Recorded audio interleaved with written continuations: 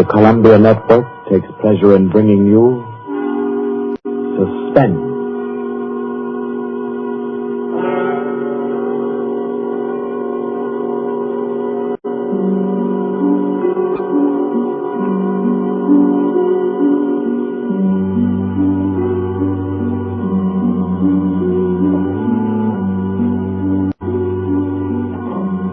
Suspense.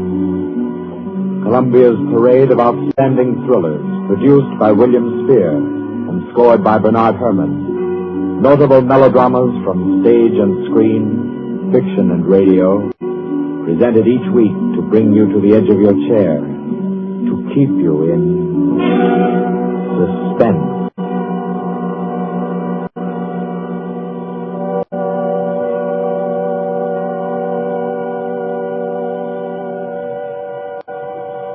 Tonight's story, by the noted American author T.S. Stribling, deals with the crime of murder on an exotic and atmospheric island, with ragged beggars who slept in a Hindu temple and awoke with gold in their pockets and a dead girl lying near them, and with a strange and mystical entrance into the life of hereafter, which was the experience of an American psychologist.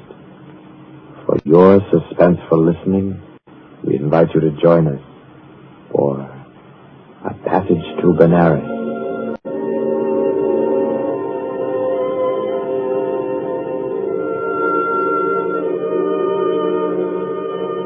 In Port of Spain, in Trinidad, at 5:30 in the morning, Mr. Henry Poggioli, an American psychologist, stirred uneasily, became conscious of a splitting headache, opened his eyes in bewilderment, and then, with a shock, saw where he was. He got up, arranged his clothing. He tried with his neat psychological mind to recapture his dream, to bottle up again the little smoking wisps that still floated about within his aching head. By 7 o'clock, he'd found his way back to the house of Mr. Lowe, his host in Port of Spain. Lowe was already about his coffee, with an interested spoon poised above the morning paper. Ah, there you are. Good morning, Poggioli. I say, you are quiet. Didn't hear you get up at all.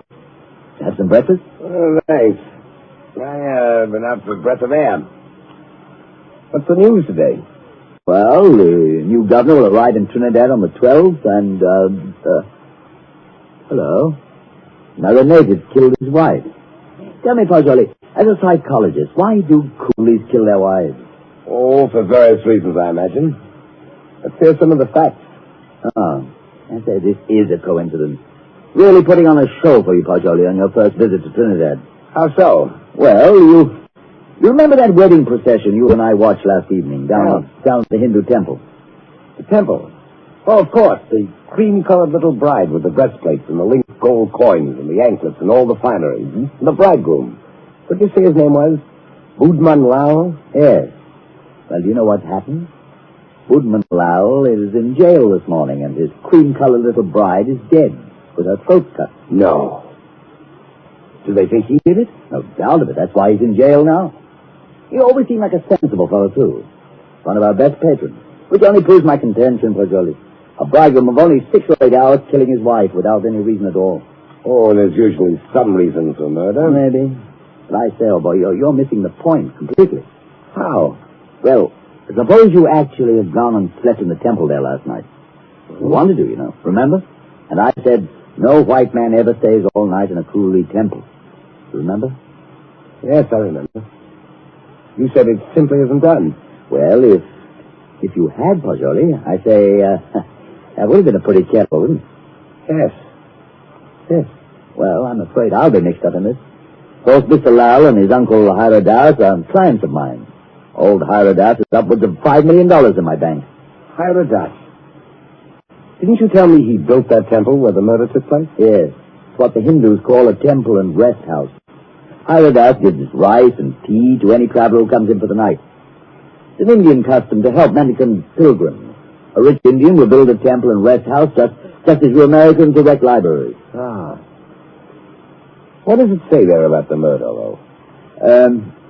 Budman Lal, nephew of the famous Mr. Hiradas, was arrested early this morning at his home for the alleged murder of his wife, whom he married yesterday. The body was found at 6 o'clock this morning in the temple where the wedding ceremony took place. The temple attendants gave the alarm. The victim's head was severed completely from her body, and all her jewelry was gone. 5 coolie beggars who were asleep in the temple when the body was discovered were arrested. They all claimed ignorance of the crime, but a search of their persons revealed that each beggar had a piece of the bride's jewelry and a coin from her necklace. Budman Lal and his wife were seen to enter the temple at about 11 last night for the Hindu rite of purification. Mr. Lal, who is a prominent curio dealer, declines to say anything further. Doesn't tell you very much, does it? Not much. What do you make of those beggars? Oh, that's simple enough. Those devils laid in wait inside the temple until the husband went out and left his wife. Then they murdered her and divided the spoil. Ah, but she had enough bangles and geegaws to give a dozen to each man. Yes, you're quite right, Pajoli. That's a fact. Why should they continue sleeping in the temple after they killed her if they did murder her? Well, why shouldn't they? They knew they'd be suspected, and they couldn't get off the island without capture, so they thought might as well lie down again and go back to sleep. You may be right, Lo, but that doesn't look like the solution to me. Well, I'm satisfied that's how it occurred. You mean the beggars killed her? Mm-hmm. Well, I don't think so. I rather fancy that the actual murderer took the girl's jewelry and went about the temple thrusting a bangle and a coin in the pockets of each of the sleeping beggars to lay a false scent. Oh, come now, that's laying it on a bit too thick, Pajoli. My dear Lo, that's the only possible explanation for the coins in the beggars' pockets. I say, boy, you've had lots of experience in these things. Come along with me, and we'll go up and see Mr. Hira Das and see if we can't help his nephew. I'll be glad to. But we'll go to the temple first. Then we'll call on Mr. Hira Das.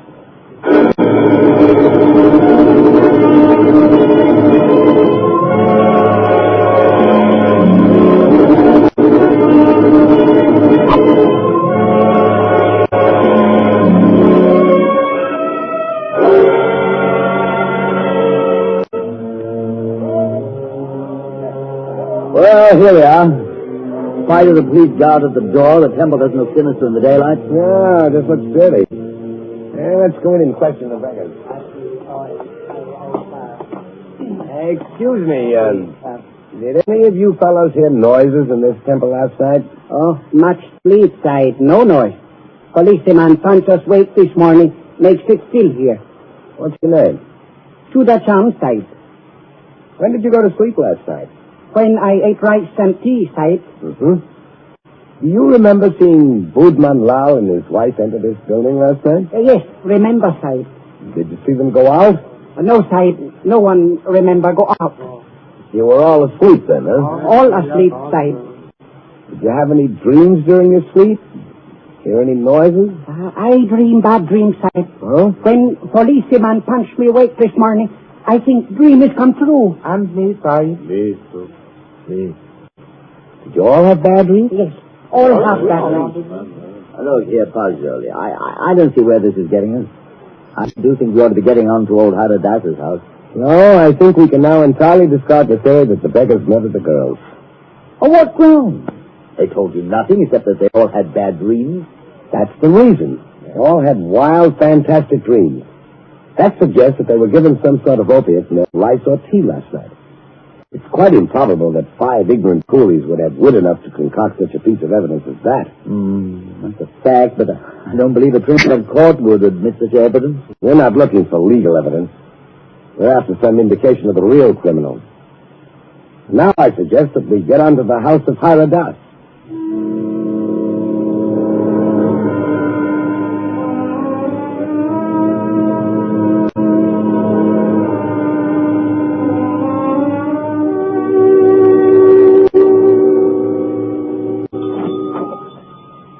Please come in, gentlemen. I've been expecting you.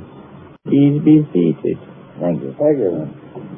A most mysterious murder, and the life of my poor nephew will depend upon your exertions, gentlemen. Tell me, what do you think of the beggars that were found in the temple with the bangles and coins?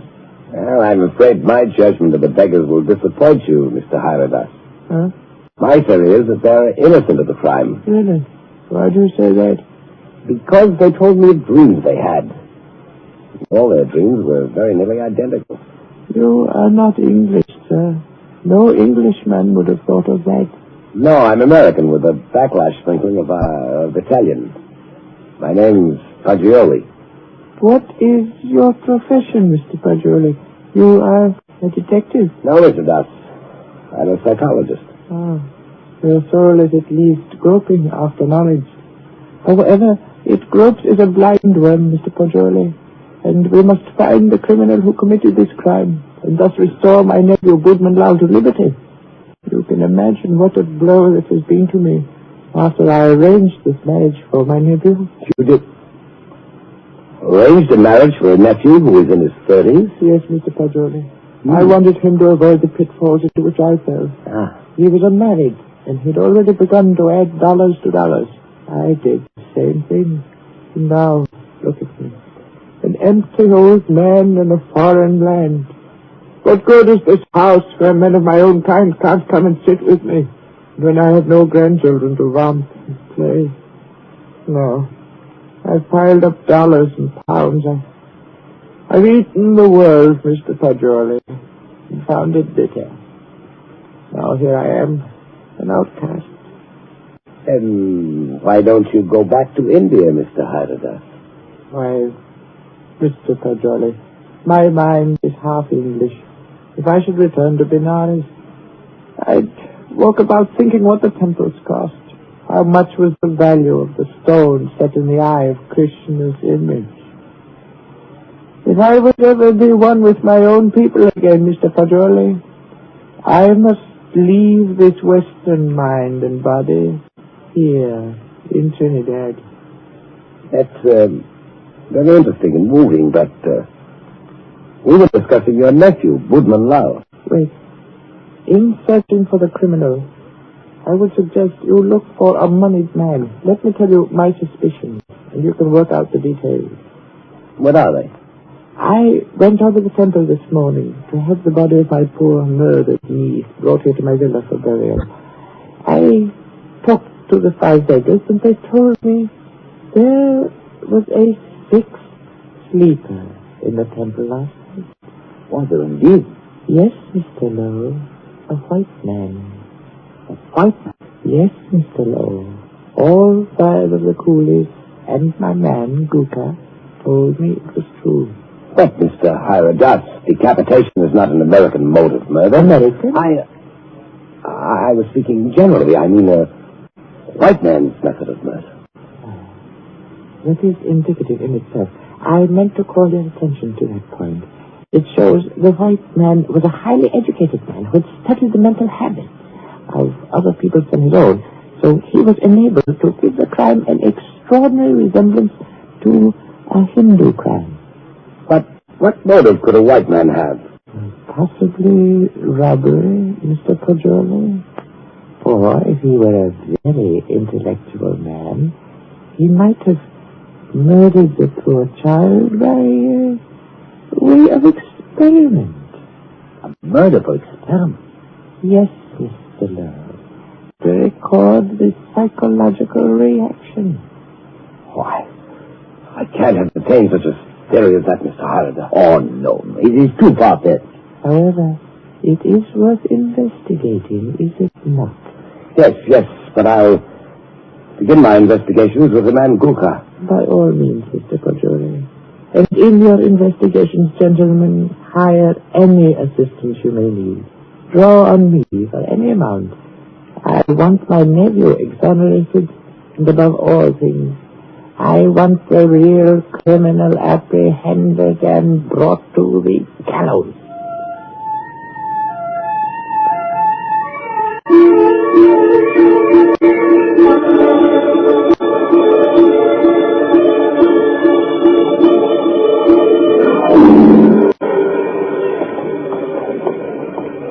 What do you think of that, Paggioli? White man in that temple.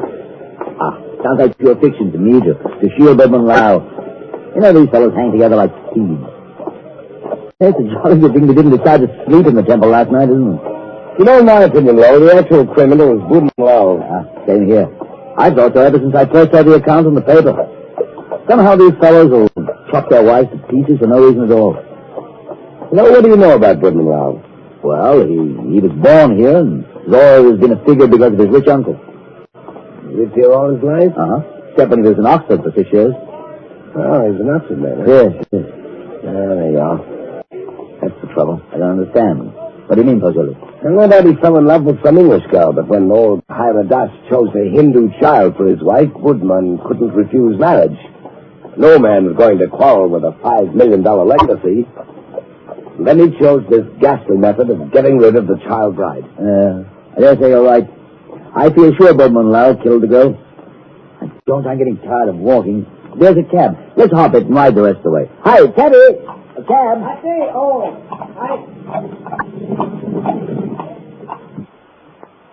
Well, aren't you coming? You know, I don't feel that I can conscientiously continue this investigation, trying to clear a person whom I have every reason to believe guilty. But, man, don't leave me like this. At least come as far as police headquarters with me and explain your theory about Gurkha, the temple keeper, and the right. Well, I thought I'd go back to your cottage and pack my things. Pack your things? Oh, your boat doesn't sail until Friday. Yes, I know, but there's a daily service to Curacao. It's took me to go there. Oh, no, come. You can't run off like that just when I stirred up an interesting murder mystery for you to unravel. All right. Well, Goldie, you ought to appreciate my efforts as a host more than that. Well, all right then. To the police station. Yes, Hurry up.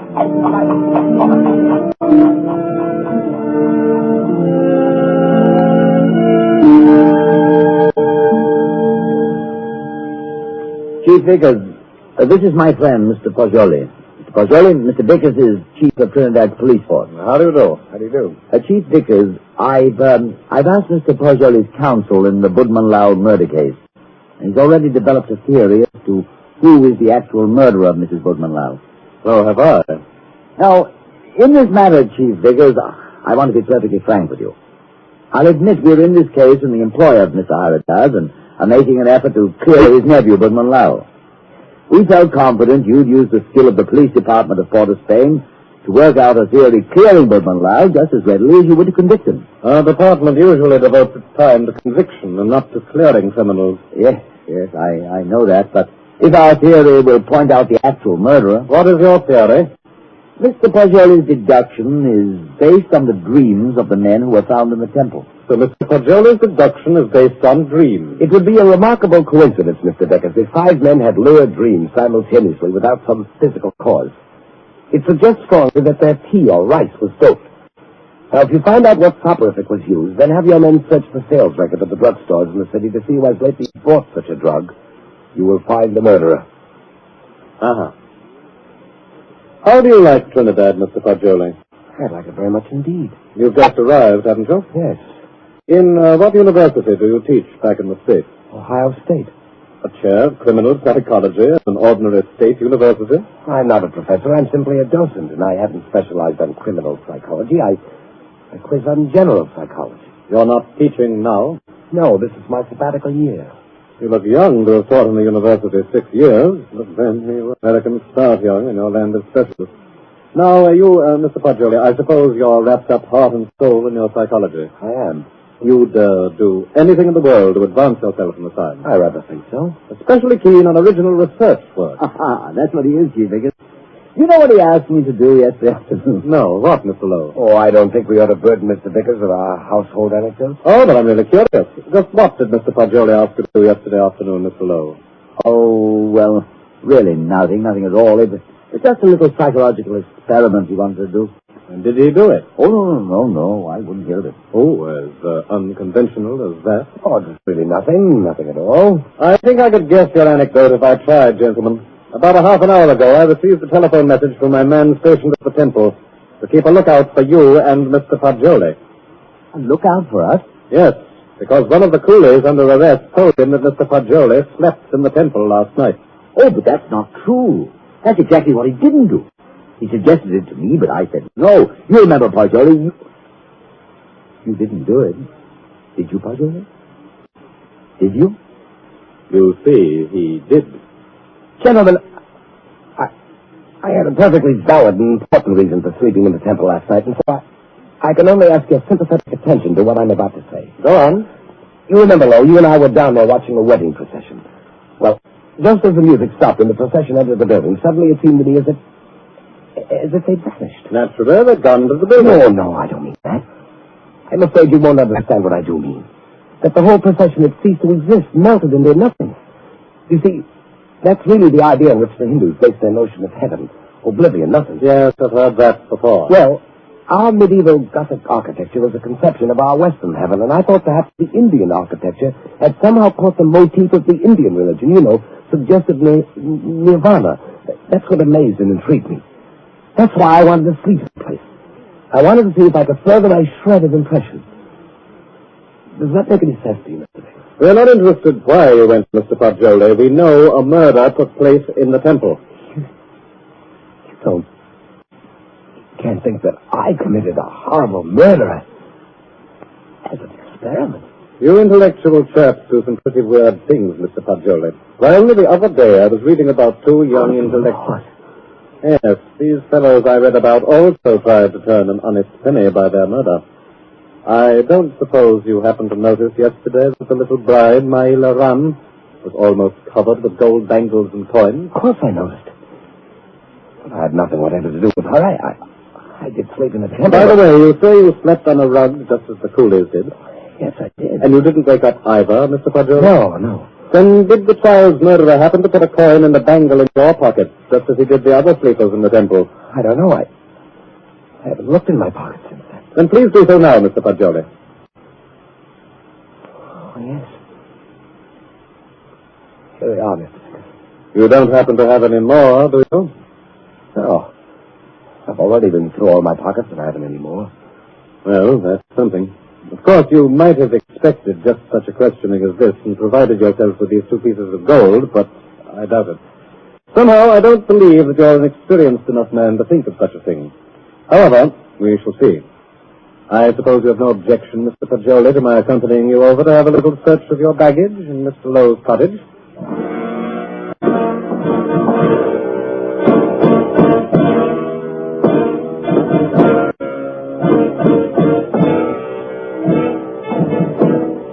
Now then, Mr. Fagioli, be so kind as to open your trunk.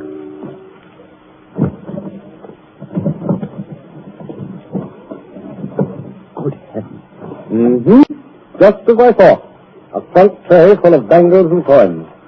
I'll say one thing for you, Mr. Fagioli. Your nerve almost got you by. But you can't believe that I did it. So, you don't believe I did this, do you? I don't. In your trunk. If I did it, I was sleepwalking. God, to think that it's possible, but right here in my own... Well, we might as well start back, I suppose. This is all. I'll go back with you, Paglioli. I'll see you through. Somehow I can't. I won't believe you did it. You know, Paglioli, you set out to clear Budman Lal and, well, dash it all. It looks as if you had. No, he didn't. Budman Lal was out of jail at least an hour before you fellows came into police headquarters to see me. How? You mean that you turned him loose? Yes. How's that, Chief Vickers? Because, Mr. Lowe, he didn't go to the temple at all with his wife last night. He went down to Queen's Park Hotel and played billiards till 1 o'clock. He called up a few friends and proved that easily enough. Well, that leaves nobody but... Yes, Fagioli. I don't know anything about it. If I did commit the murder, I was asleep. I don't know anything about it. That's all I can say. I don't know anything about it. Perhaps arrest in jail will help restore your memory. Well, we'll see. Come now, Paglioli, old man. Don't be too downhearted. I promise you, I'll do everything I can.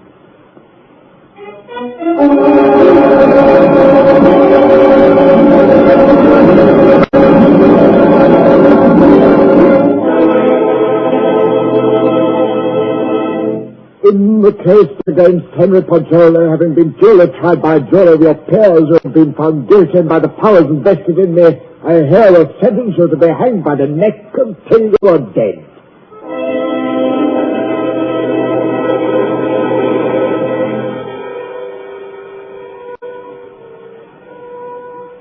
To recall a lost dream is the most tantalizing task ever a human brain was driven to. But if I lie still long enough on this bunk, Perhaps I can recapture the dream I had in the temple last night. Yes. Yes. It seems to me that the image on the altar moved, and suddenly the dome overhead was opened and left me staring upward into a vast abyss, where I was alone in endless space, where all creatures and all matter that had ever been or ever would be were wrapped up in me, Pacioli. That was my dream. That's an odd thing. 6 men dreaming the same dream in different terms. There must be a physical cause for such a phenomenon. Of course! I've got it! Vickers! Oh! I have it! I've solved it! Get me out of here! I know who killed the girl!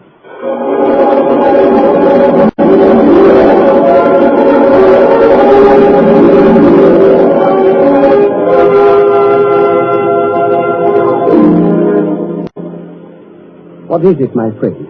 I know who murdered the bride. Old Hierodatus did it. Listen. Go tell Vickers to take the gold he found in my trunk and develop all the fingerprints on it. He'll find Hierodatus' prints. Also tell him to follow out that opiate clue I gave him. He'll find Hierodatus and demand to put the gold in my trunk. See if they don't find brass or steel filings in my room where the scoundrels threatened filed a new key. But they've already done that long ago. Have? But certainly. And old Hierodatus confessed everything. Though why a rich old man like him should have murdered a pretty child is more than I can see. Well, why did he pick on me as a scapegoat? Oh, he explained that to the police. He said he picked out a white man so the police would make a thorough investigation and be sure to catch him. Did? Aye. But what I can't see is why the old boy wanted to be caught and hanged. Well, why didn't he commit suicide? Why? I know why. Because according to his religion, in that case his soul would have returned in the form of some beast. He wanted to be slain because he expects to be reborn instantly in Benares, with little Maila Moran as his bride instead of his nephews. He hopes to be a great man with wife and children, all the things he was not, here in Trinidad. Yes, you must be right. Why didn't you come and tell me about Hierodatus' confession the moment it occurred? What do you mean keeping me here when you know I'm an innocent man? Why didn't you tell me before this? Because I couldn't. Old Hierodatus didn't confess until a month and 10 days after you were hanged.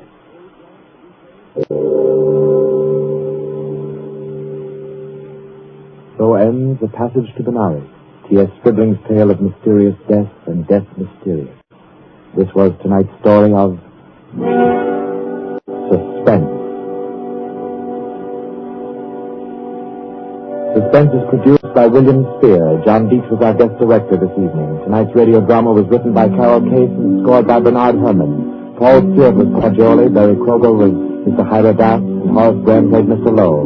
Others in the cast were Alan Hewitt and Guy Rex. Next week at this time, Columbia will bring you another selected story from the world's great literature of thrills, another study in suspense. This is Barry Kroger, and this is the Columbia Broadcasting System.